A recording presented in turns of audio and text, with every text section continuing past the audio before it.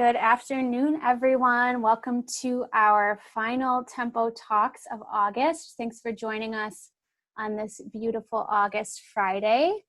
My name is Marit Harms-Branzy. I am the Director of Membership and Programs here at Tempo, and it is my pleasure to introduce this webinar, but then I get to turn it over today to another moderator. So just a couple of housekeeping items while we get started.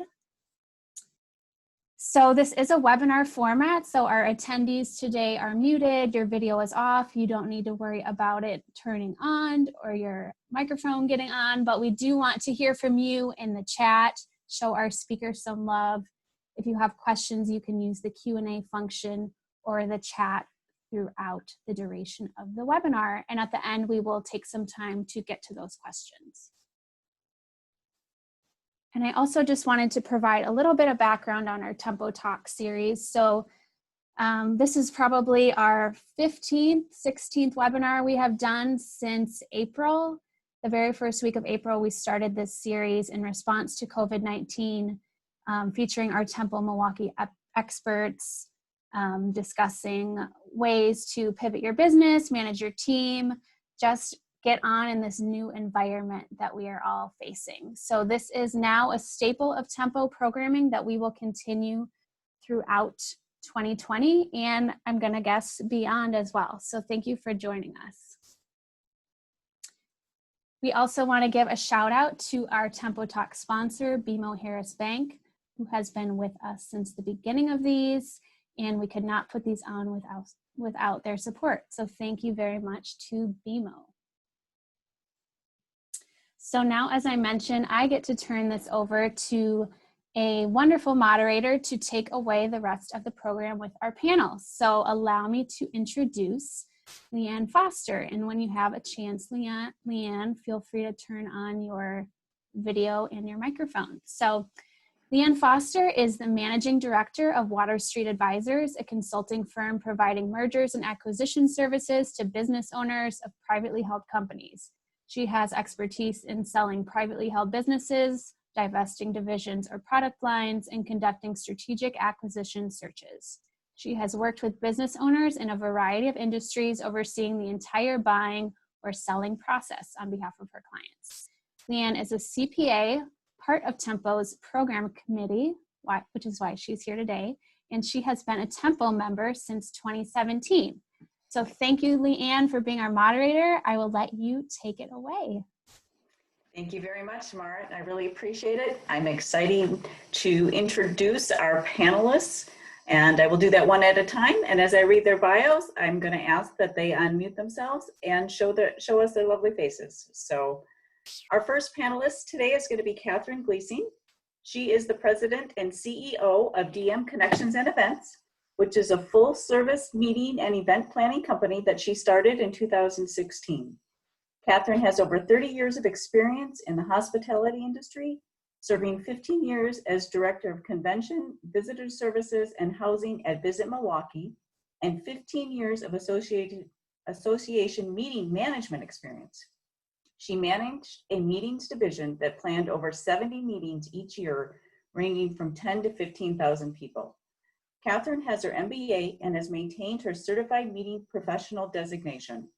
In 2017, she obtained the Minority Business Enterprise and Women Business Enterprise certification for DM Connection and Events. Just this year, she obtained her DMCP, which is Designation Management Certified Professional Industry designation. Catherine has been a Tempo member since 2018. Welcome, Catherine. Leanne. Our next panelist will be Andrea Foster. Andrea serves as the Senior Vice President of Development for Marcus Hotels and Resorts, where she is responsible for marketing the company's hotel management expertise and identifying and securing acquisition, joint venture, and third-party management opportunities. Previously, Andrea was Managing Director of CBRE Hotels Boston office and held leadership roles for Mirabelle Resorts and Hotel Properties. She is a graduate of Cornell University's Hotel School, on the Lodging Industry Investment Council, Cornell Hotel Society Board Committee member, and a key voice at hotel investment conferences. She was one of 30 Influential Women in Hospitality by Hotel Management's magazine in 2017, and one of hospitality's most successful women in Lodging magazine in 2016. Andrea joined Temple Milwaukee in 2018. Andrea? Thank you, Lynn. Absolutely. And Rachel Byers, as a strategic human capital leader, Rachel offers over 20 years of progressive experience with broad exposure to all aspects of human resource management in many industries, including manufacturing, financial services, healthcare, retail, and environmental services. Rachel moved to Milwaukee from Chicago in 2013 to pursue a career with Rexnord Industries, and currently directs the human capital and talent management initiatives for the commercial sales, marketing, finance, innovation, and digital solutions teams.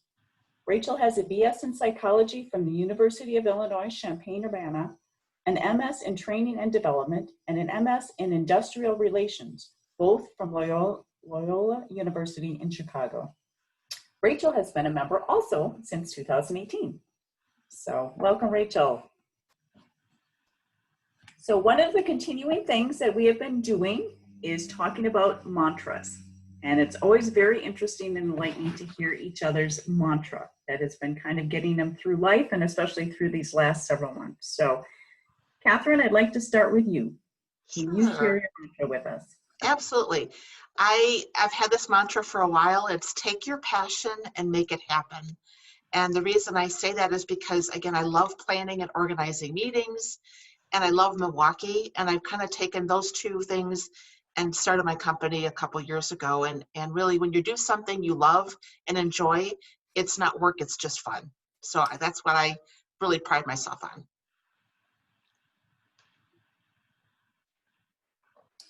Andrea, how about you?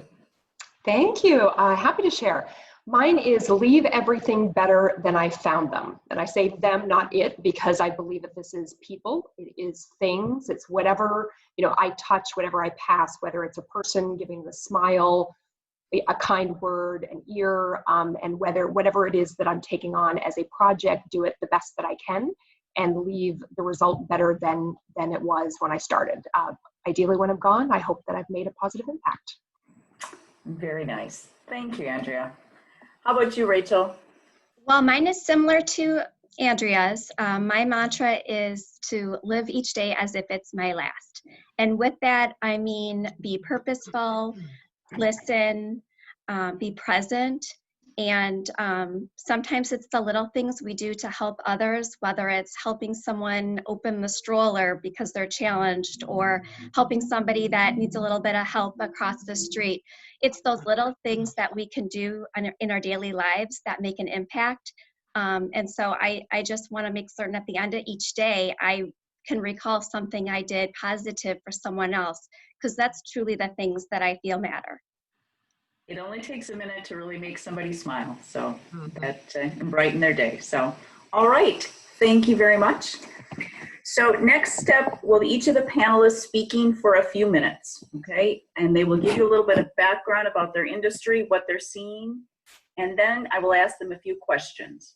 At the end, we'll bring them all back and answer the questions that you guys submit in the question and in the Q&A and in the chat functions, and have a couple final questions for all panelists. So we'll start out with Catherine. Okay, thank you, Leanne. Absolutely. The COVID-19 pandemic has really truly changed our world, and many industries have been affected by the shutdown, and travel came to a complete halt. The slide that I'm going to be showing here shortly. Next slide, please.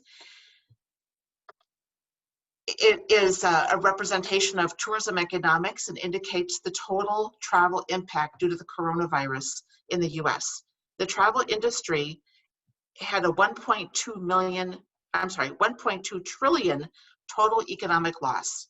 It also affected 8 million jobs.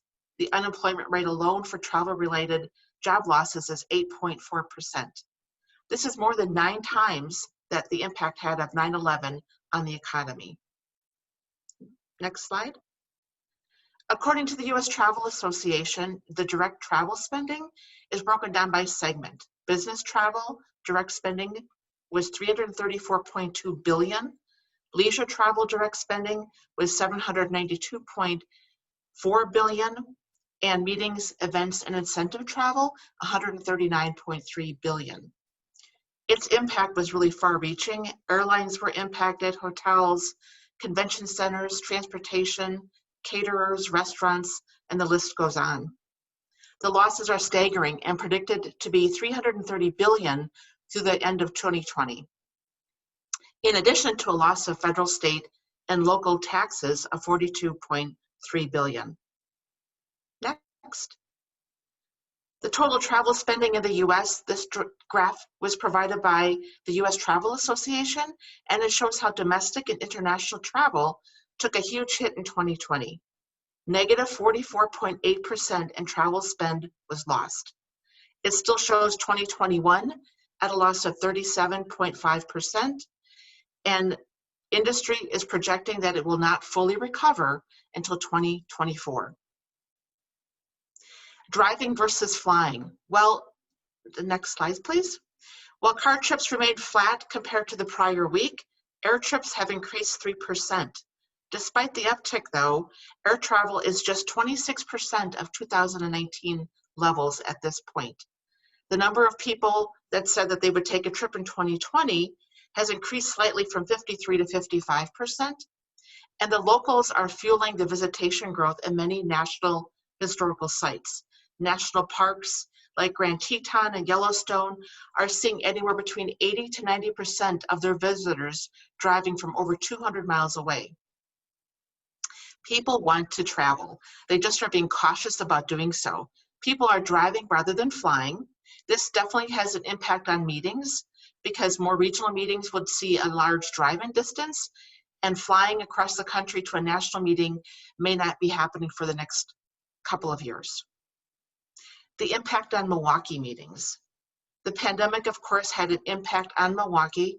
Visit Milwaukee had reported 96 events that had canceled for 2020 with an estimated economic impact of $70 million. The DNC moved its dates from July to this past week and then went from an in-person convention expecting 50,000 people to an almost all virtual conference with very little attendance. The Ryder Cup postponed from September 2020 to September 2021. All of this has prompted the move to virtual events. Next slide, please. There are many different platforms to conduct virtual meetings. GoToMeeting, Zoom, WebEx, RingCentral are a few of them. Companies that had not dabbled in virtual events suddenly found themselves looking for a provider to handle outside the workload or looked internally at their meetings department to set up the event. Some companies have opted to still have a live in-presence with a studio because it's warm and inviting. Another option is hybrid events, where you have a smaller in-person meeting in conjunction with a portion of the event that will be virtual. For those people who still want to travel or locals that would like to be on site, this is a really good option. Fundraising has been very successful with this option because it allows companies to have a wider global reach to their audience.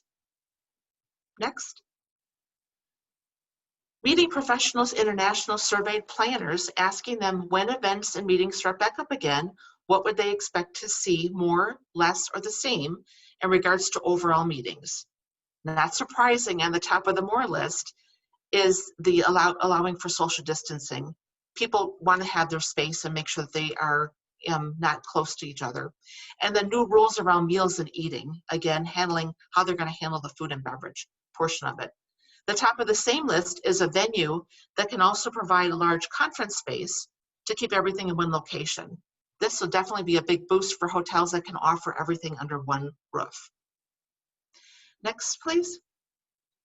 So what's next for the meetings industry?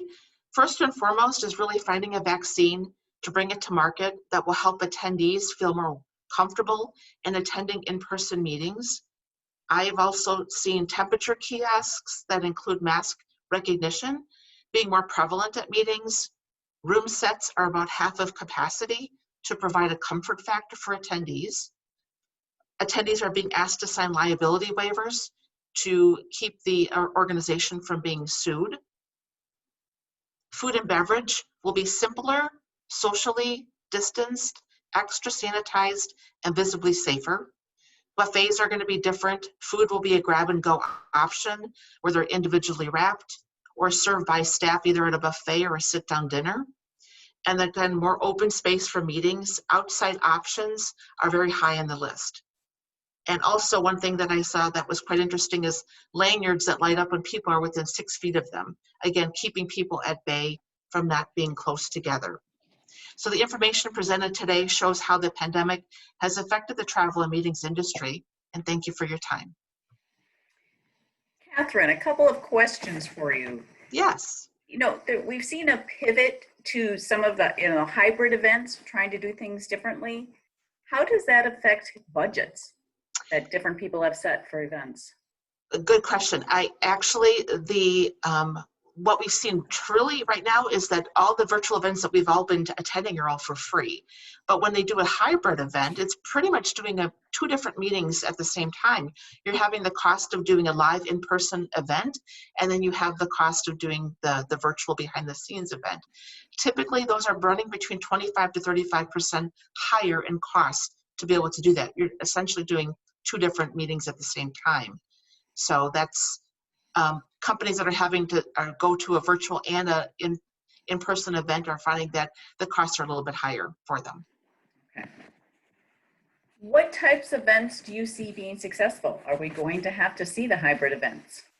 I think those are going to be prevalent, at least for the interim, because it's offering people to be a chance to, those that actually feel comfortable being with others, will give them the in-person experience, but other people that just don't want to be near anyone else will want to stay back, and they still want to participate, but they just don't want to be with everybody. So I think that's going to be, probably something we're going to see for quite a while yet. And actually anything that would be outdoor, an outdoor experience, people want to be outside and in a different environment. Absolutely, but we live in Wisconsin. We have to be realistic that that's a kind of a limited option. It is definitely a limited option. So can you discuss a little bit more about the liability that's at the meetings? Sure. I think, again, I'm not an attorney, but a lot of things that I've been seeing and reading in trade magazines talking about liability for those that are running the events are huge. So they are wanting to take liability precautions in case someone does get sick, and they have contact tracers on hand to be able to help figure out if anyone does get sick, who needs to be contacted and things like that. But I think what we're seeing is that organizations are just having their attendees signing a liability waiver saying you've agreed to attend this event, you understand the risks associated with doing so. And then on the other side, the organization is still doing all the things that the CDC has recommended, which is the social distancing, the hand sanitizing stations, people wearing masks, all the things that they're being told to do. And really, as of right now, meetings are being held around the country, and they're being done so safely following those CDC requirements. So again, it's just a little bit of precaution. I think organizations were kind of frantically worrying that they were going to get sued if someone got sick, and they've taken that liability waiver as an option to have their attendees sign off on. Okay, we had a question come in. Do you have any recommended platforms for streaming live quality events? Really, all the ones I mentioned today that I had listed are really good platforms to do that.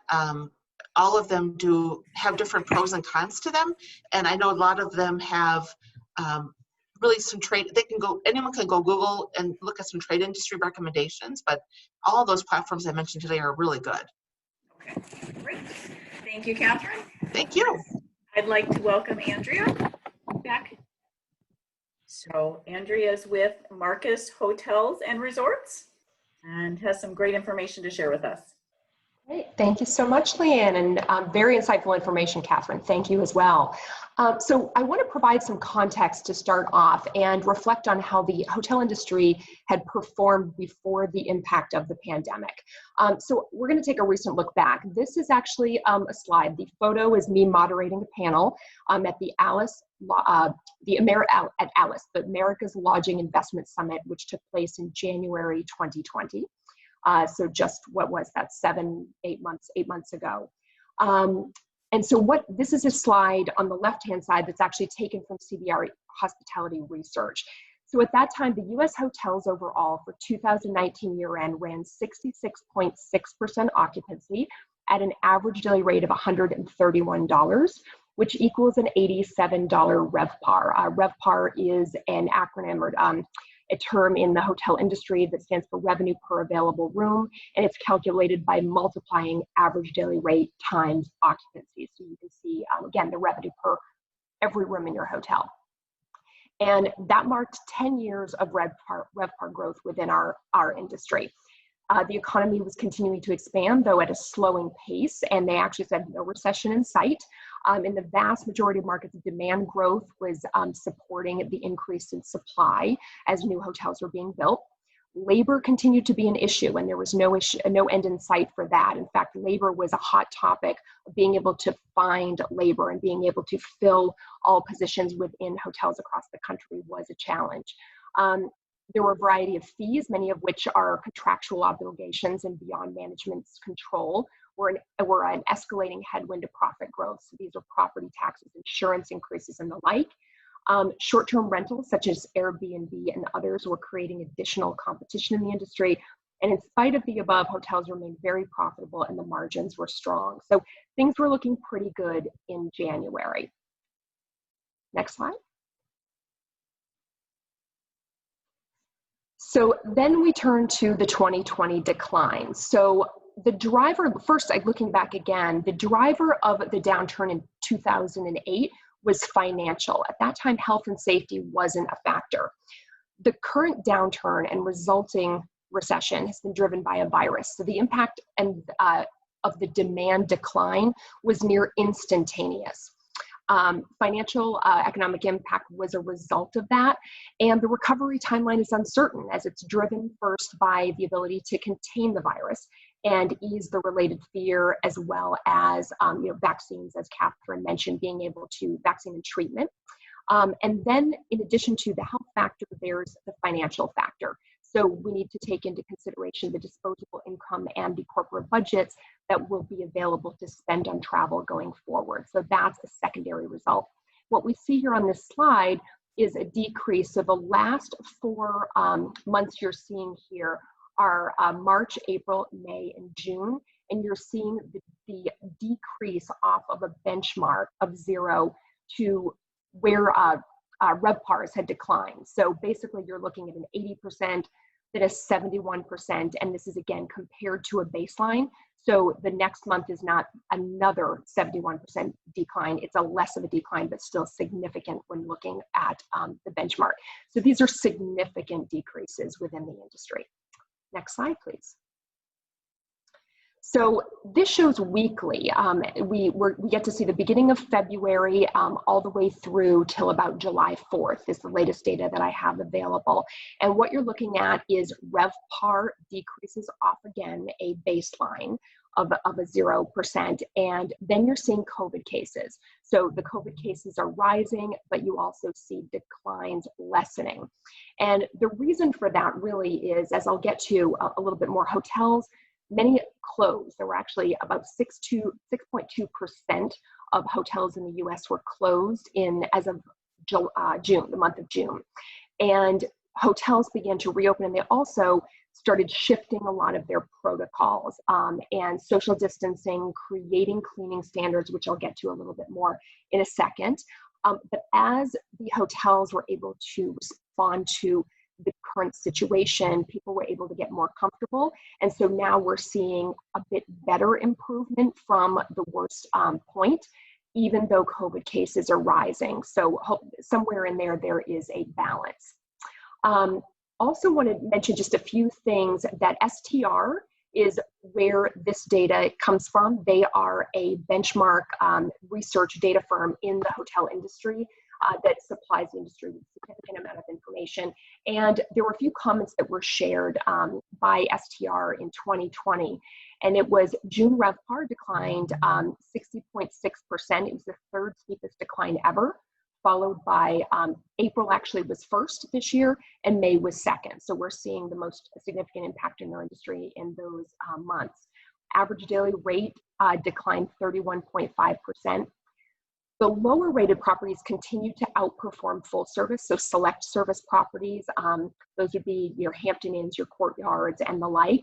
And economy class actually filled over half of their rooms that month. So those were the hotels that were doing relatively well during that period.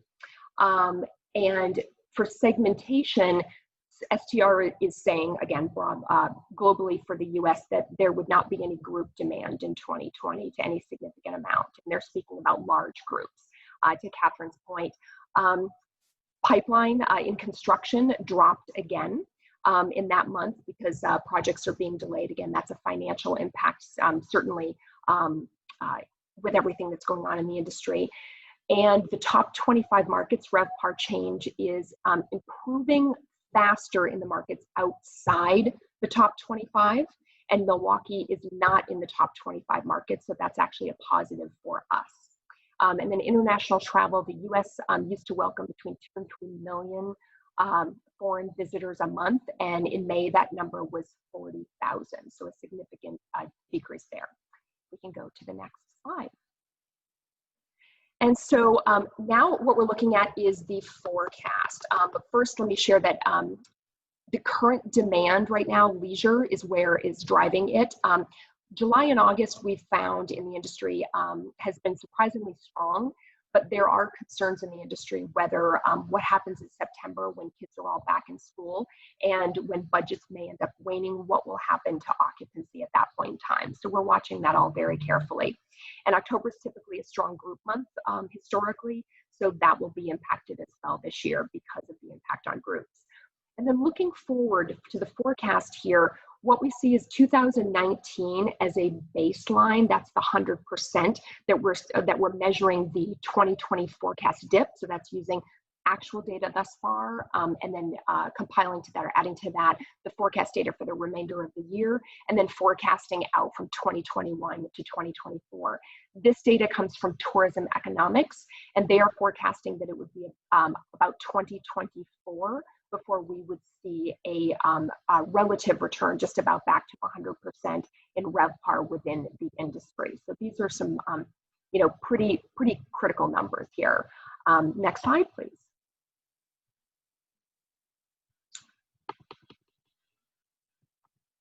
And then also, and actually let me share one more thing that I missed on the previous slide, just to share that some of the assumptions of that will also, are also that there will be a vaccine and a treatment. Catherine talked about this before, that that's important, that we would have one sometime within the next, say 6 to 12 months, that also consumer confidence and health and safety and travel will continue to increase, and that again, that the budgets will be available to spend in this forecast going forward.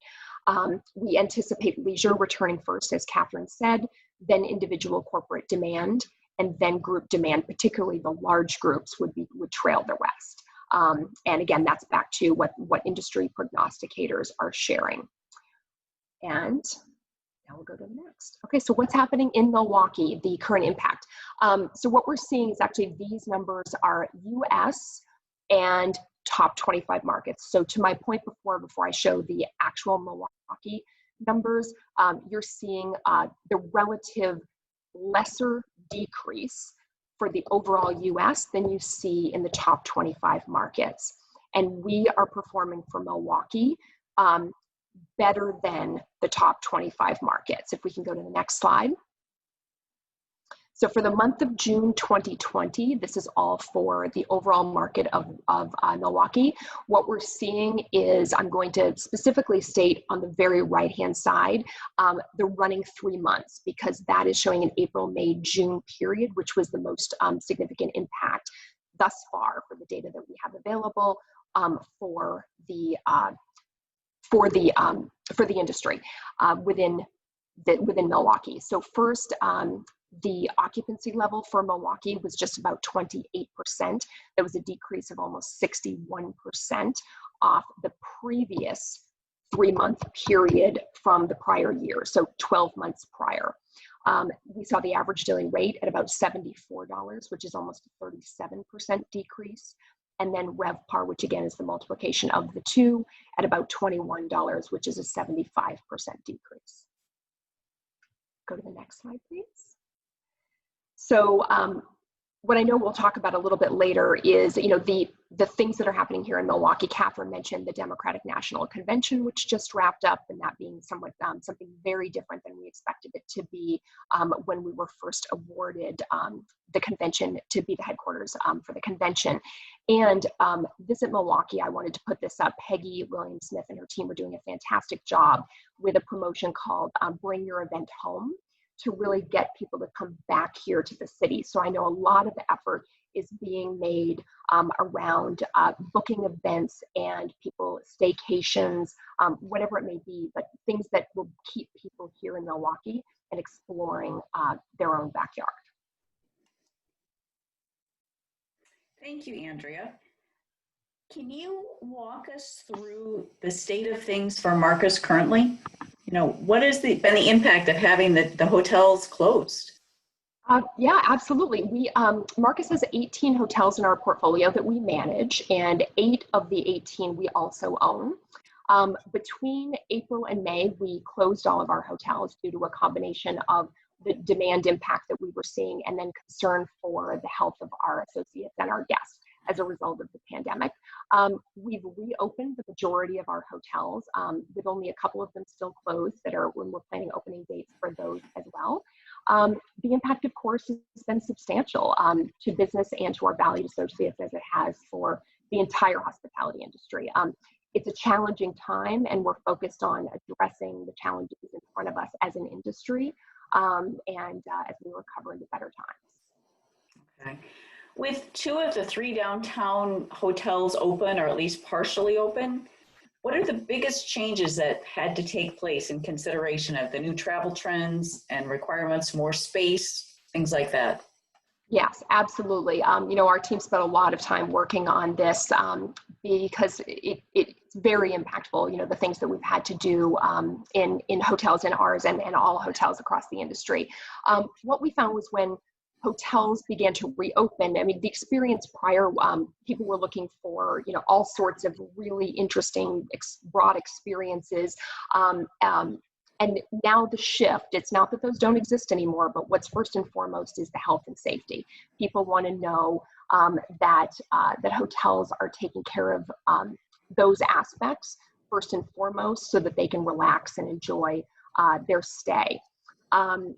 So we found that there was certainly, in the talking about demand coming back, some pent-up demand to get out of one's home and go somewhere, do something different, and leave the worries behind. So some of the amenities in rooms and in the hotels were scaled back a bit for cleanliness, safety, and all of that. So just removing some of those items from rooms, instilling additional trust and confidence with escalated cleaning and procedural protocols. So everything from social distancing to wearing PPE, both associates and guests. So that's personal protective equipment, wearing masks, setting up shields, so dividers between associates and guests to ensure that everyone stays safe. And each aspect of our industry, everybody has been working on this. American Hotel Lodging Association created a procedural guideline called Safe Stay, and brands, of course, Hilton and Marriott came up with their own, and Marcus created our Clean Care Pledge. We worked with expert partners, vendor partners, chemists, engineers, making sure that we had the best in class of everything as we were putting together ours. And then in addition to that, we have put in low to no contact experiences, which includes technologies. So some payment technologies and some booking technologies, enforcement of social distancing, standards of cleaning and sanitization, and also guidelines to ensure that our associates remain healthy and safe, to make sure that they are safe, amongst one another, and that they're safe interacting with guests. And then we had to rethink some staff and some guest experiences and offerings, just to make sure, again, that we are creating a safe environment for associates and guests, and to run a business profitably. And taking off on that last part of your question, we've had someone ask a question, and the question is basically, do you have stats on the impact of Airbnb or VRBO on hotel stays? You know, are people more comfortable staying in a hotel? I mean, you're listing all the things you guys are doing to take such good care of your guests. Are they more comfortable in that situation?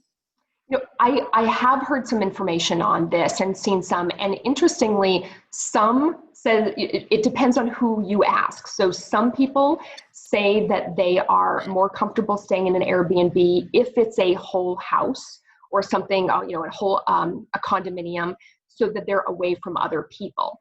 But then the question around it becomes, are they cleaning appropriately? You know, can I be comfortable? Because there isn't a standardization there. Whereas on the hotel side, you may end up interacting with more people, even though there's social distancing. There just would be, more people within a room, but still 6 feet away from you.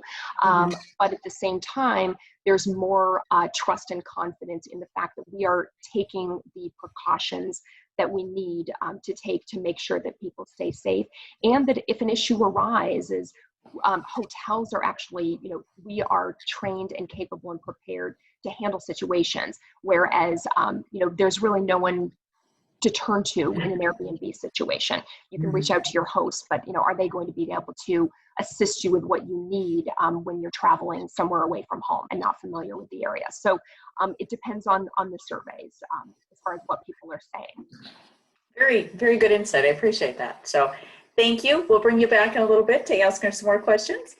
For right now, I'm going to introduce Rachel Byers, and she's going to provide us some more insight from an HR perspective. Thanks, Leanne. So I'm happy to be here today and talk a bit about the HR impact of COVID on business travel. So one of the things that we're seeing across the human capital discipline is the need to update our travel and expense policies. So oftentimes we have a daily per diem that we ask our associates to fall under between, say, $30 and $40. And in light of what we've discussed around hotel closures, a lot of restaurants being closed or only open for carry-out, it's really impacted the way our associates have traveled, not having that ability to stay at some of the hotels and frequent the restaurants they're accustomed to in a particular territory. And so we needed to adjust our own travel policies to enable individuals to stay wherever they feel most comfortable within reason, and be much more flexible about how individuals travel and where they stay. Another impact has been around our reimbursement policy. So many larger organizations have moved away from provided company cars and moved to more of a mileage reimbursement policy. And so with that, individuals are getting reimbursed each month a particular amount of monies. With the decrease in business travel, that's ultimately going to be additional taxable income for individuals at the end of the year. So providing that additional tax consultation to those associates impacted to help them be much more planful. Maybe it's changing their deductions, maybe it's adjusting the amount of reimbursement so that those associates understand some of that taxable income challenges and implications towards the end of the year. Moving on to some of the safety guidelines, much of what organizations have put in place are similar to what we all are doing different in our day-to-day lives. So some of the things that we're seeing is use of personal vehicles, much more so than rentals, are carpooling. We've, in many instances, requested that our associates only travel for the very business critical initiatives. The days of the meet and greets and bringing in the donuts have passed, and it's much more around if there's a deal to be closed, if there's a very critical merger or acquisition. Those are maybe the essential business actions that need to be done in person based on appropriate signatures and things. We're also letting our associates know to be much more conscientious about where they're traveling. What are the local guidelines? What areas require masks indoors and outside regardless of the social distancing. So in addition to that, there's some mandatory daily check-ins. I support our commercial sales organization, so this is a largely remote workforce. And so we've instituted some daily check-ins for those prior to travel, taking their temperatures. If the temperature reads up over that 100.4, don't leave, don't travel, and contact HR to let us know that that's the reason why you're working virtual. And then certainly just taking note of any of the multiple of symptoms. I'm seeing some of my colleagues rolling out apps where individuals can go in and fill out the app for each day to kind of keep track of their particular wellness, and organizations are consolidating that information to gain better statistics on if those have been impacted by COVID. Is there a similar causal link? And so there's a lot of different tools out there, primarily through some of the wellness programs, in order to assist and support individuals' well-being in this pandemic. And then going on, certainly some of the same mandatory guidelines that we're leveraging here in Milwaukee, face coverings within the office, trying to be as conscientious about the social distancing as we can be, avoiding any physical contact. So the handshake was a big question initially from my team around what do? We want to be respectful. And so just, acknowledging to a client that I prefer not to shake hands in light of the pandemic, being very conscientious about carrying the hand sanitizer, making certain that if there's any times where individuals are touching a frequently touched surface, they're leveraging that hand sanitizer and washing their hands much more frequently than perhaps they did prior to March. And then we as an organization have really encouraged individuals to conduct as much of their meetings virtually as is possible. For example, we typically have an annual sales meeting where we recognize our what we call Circle of Champions. And it's a really big deal of which people get very, very excited for. It's kind of like our Oscar ceremony where, typically speaking, it's a dinner event. There's a red carpet. Individuals, put on their jackets, get a little bit more dressed up. And in this instance, this year, we went virtual. So there was a lot of pre-planning in video taping those who run the awards that we could show as part of the virtual meeting. And then there was some live chat, and we tried to make it as similar to the experience as we've had previously in person. So we had a video of a red carpet, and we had pictures of our different associates, so that there was a similar look and feel. But we were also able to, because it was virtual, include individuals' families. So some of our award winners, they were there at the dinner tables with their families, and their families gave dad a high five, or some of the spouses, gave the winner a hug. And so it was really great that while initially we were so bummed out that we weren't going to have this in-person formal dinner to recognize our winners, we were able to move to something virtual where ultimately it was a family experience. And I think it went over really well, and it'll be interesting to see what we do moving forward with those type of recognition events. Certainly, in final, we're encouraging our associates to do any meet and greets they can in open spaces and outdoors. So this is just a bit of a couple of pictures that I found eye-opening from those that I work with that have traveled. So the first couple pictures here are pictures of O'Hare in June, and then the third picture is Dallas in July. And as somebody that travels frequently for business, it's extremely eerie to see these pictures.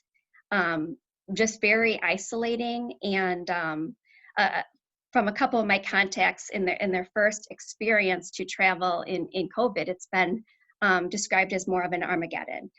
Going in, finding no one at the airport, very few individuals available for check-in, help with bags, very few people around security. And then also very few vendors open. So I'm one that looks forward to getting to the airport early, grabbing my coffee, looking at my mail catalogs or a couple magazines while I wait. And while in looking at these pictures, one might think it requires less time to get to the airport because there are less people. I've experienced that I need to get there just in the same amount of time because there's only, for example, one coffee vendor open. And so there might be 20 people in line who also thought they'd grab their coffee at the airport. And so it's just been a really bewildering experience. Next slide. Here's a couple more pictures. So the picture here to the left, that's Minneapolis. For those of you that are familiar with that airport, it has a high retail area. It is a place that I know people go and shop and have a couple of their favorite stores there to gain wearables and gifts. And many of the retail stores have remained closed. So it again, it has taken a lot out of people emotionally to travel in this situation, and the feeling of isolation that some of us have experienced working remote from our homes is escalated in these type of environments where individuals are accustomed to being very social around a lot of people. Again, I support our commercial sales organization. So generally speaking, most of my associates are very outgoing, chatted up, want to exchange business cards, network. And so it's been extremely difficult for those individuals to travel in this current pandemic and not having some of what they enjoy most about business travel available to them. So as I said, it's all about the resiliency. It's all about keeping our associates informed, giving that precursor of expectation so that as individuals return to business travel, they are aware of the protocols for one. I mean, safety is so critical, as well as planning the trip around what's open, what's safe to stay, what cleaning. And then this final picture here is kind of, it's the relief for me personally as a business travel to say that the seatbelts are fastened on this seat because that's the messaging that those seats have been disinfected since the last passenger. So for me personally, I feel that air travel now is cleaner than I've ever experienced it. I would have no qualms getting on a plane tomorrow based on just the rigor I've witnessed in how the airlines are handling the situation and being so conscientious about only having the certain number of flights based on their cleaning crew and availability, and making certain that they're doing everything possible to keep us safe. Thank you. Yes, Rachel, it sounds like you're definitely having to do some coaching of the employees before they get on a plane and justify their trip in a way, if you will. Yeah, in some instances, most definitely. Okay. A question from the audience. Do you see the travel ban continuing even after a vaccine? Since we've proven we can do more business remotely. So personally speaking, I know that my budget for T&E is a third of what it was. And so I see the need to continuing to leverage virtual meetings and events because as it was stated, we have demonstrated our ability to continue to function and do business virtually. And so just from a efficiency standpoint for our shareholders, I see us continuing to do much more virtual meetings than we have in the past. Okay. Do you feel that global companies are being hit harder with the travel ban as opposed to companies with offices across the country where you can still travel versus city, car, train, that sort of a thing? In the last month or so, I would say no. Many of our offices and manufacturing across the globe are back to full capacity, and particularly in Europe, we're seeing individuals returning to what we would say was the normalcy of say December and January. So I'm optimistic that that we aren't seeing those type of impacts. Okay, so if I could ask the rest of the panelists to unmute and make themselves visible, that would be great. Thank you, Rachel, for that insight. Very helpful. And we've got a couple more questions that have come in. But before I get to that, I want to ask each one of you, and I'll let Catherine, I'll let you answer first. What do you see for the industry as a whole for the next 6 months and then even out as far as a year? What's your crystal ball tell you? Boy, I wish I had a crystal ball to be able to figure this one out. I would say really 6 months, the key here is going to be getting that vaccine and having it widely distributed to everybody so that there's a comfort factor with people wanting to travel, that they know that this vaccine is in the works and it's going to work well. For a year out, I would say it's going to be baby steps for this industry.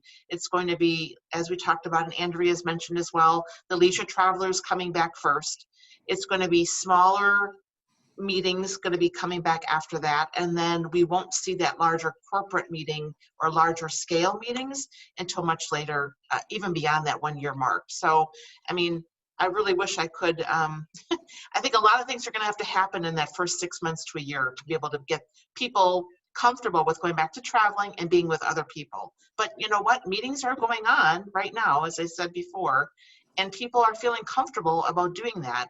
So it just depends on their person's, comfort level of comfort at this point. Okay, Andrea, can you elaborate on that? Sure.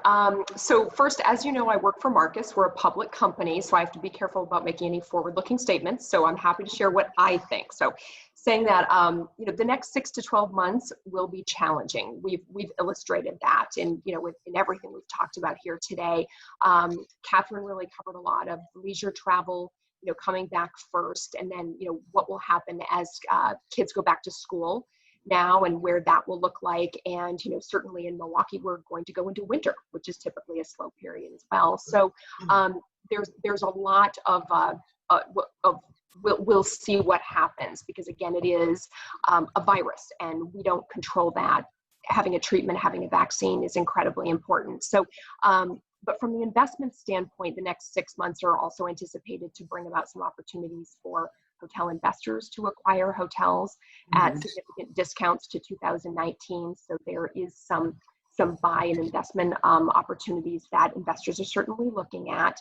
And, despite the negative impacts, I think, I certainly see people are innately want to gather. They want to travel. I think we're all seeing that, Rachel, you're talking about that it's sad to see empty airports. I think it's unfortunate. I go outside and I don't see people around and I miss being with people. People want to be with other people. So once we can get past this on the health standpoint, I'm confident we're going to get back to people wanting to be together and wanting to travel, and there'll be pent up demand around it is my view, in wanting to get outside your house, go somewhere beyond your neighborhood. So I have a positive view of the longer term. Okay. How about you, Rachel? What do you think the next 6 months will bring? I think from a corporate standpoint, it's going to be slow. We have moved to doing so much virtually and so much remote work that I see a desire from our associates to continue doing that. There's been a great sense of work-life balance and family-centric lifestyle change that individuals are stating that they want to be able to continue through with. But there is still, as Andrea and Catherine have mentioned, this desire to be social, be with other people, have the camp start back up, school back in session. And so I do think that definitely on more of the personal leisure aspect of things, the market's going to turn much more quickly than for organizations that are experiencing some cost efficiencies. with the current situation. Understood. Catherine, a question that's been directed to you. Have you heard of any events being planned for 2021? How early in 2021, and what would they be the capacity of these events? Yeah, I definitely am hearing events being planned. I would say it's probably, and depending upon around the country where you are, but you know, again, in Wisconsin, I'm hearing that events are going on. It's probably going to be later first quarter, more like late February, maybe March. And right now I'm seeing the trend as being 100 attendees or less initially. People just don't want, it's that 100 number that seems to be that threshold where people just don't want to go over that quite yet. It's still too early. That all could change if we have a vaccine that by the end of the year. But at this point, you know, that's kind of what I'm seeing at this point. Okay, and a question for Andrea and Catherine, both real quickly. We're getting near the end, but what are the policies in place? If I'm brave enough to book a hotel room for February, you know, if something happens in January, can I get a refund? Are the policies more friendly to the consumer at this point?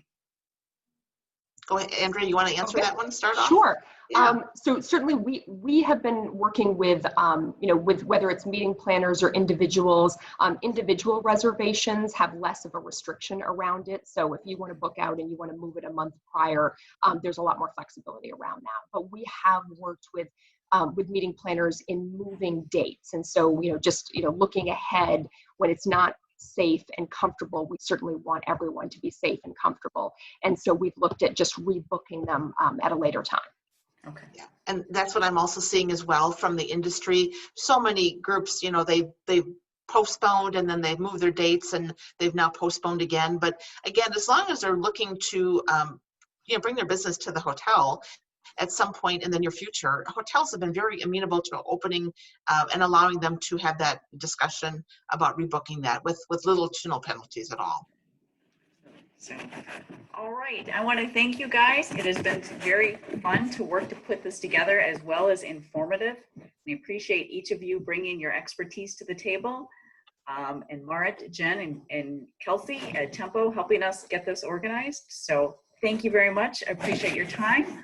I want to make our Tempo members aware of some of the upcoming seminars. On Friday, September 11th, we're going to have Are We Awake Yet? Critical Consciousness and the Need for White Racial Resilience. And on the 25th of September, Creating a Solid Foundation for Living a Connected and Joyful Life. So again, thank you for joining us today. I appreciate you sharing your time and your expertise. I think it's been really insightful to get it directly from you guys who have access to industry data and statistics and just your daily experiences. So again, thank you. Wishing everyone a great afternoon. Happy Friday, everyone.